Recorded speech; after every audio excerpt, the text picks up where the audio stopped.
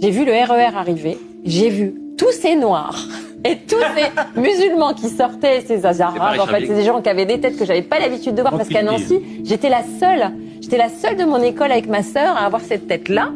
Et j'ai vu plein de gens sortir, j'ai fait, j'ai pas pu m'empêcher d'avoir un peu peur parce que j'avais pas l'habitude. L'intervention de Karin Le Marchand pose problème. Dire avoir eu peur en voyant des noirs n'est pas une simple anecdote personnelle, car ce type de réaction s'inscrit dans un imaginaire historique très ancien. L'association d'un corps noir au danger, à la sauvagerie ou à la menace est un héritage direct des représentations coloniales et esclavagistes. L'historien Pape Ndiaye, dans La condition noire, 2008, montre précisément comment ces stéréotypes se sont installés durablement dans les représentations sociales françaises.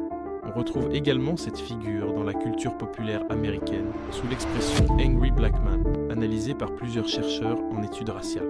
Donc le problème n'est pas d'avoir peur, c'est plutôt le fait d'essentialiser la peur, car le mal n'a ni visage fixe, ni couleur prédéterminée. Essentialiser la violence à une catégorie raciale est très dangereux. Pourquoi ? Parce qu'en identifiant le danger uniquement à l'autre, on baisse sa garde face à ceux qui nous ressemblent.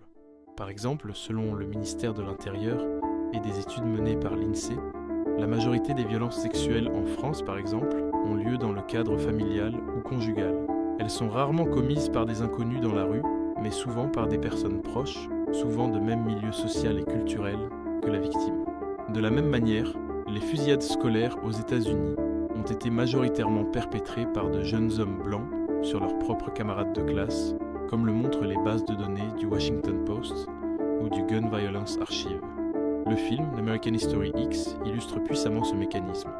Le protagoniste, suprémaciste blanc convaincu de la supériorité blanche et de la dangerosité des Noirs, finit par se faire veiller en prison par des gens qui partagent sa couleur de peau et son idéologie.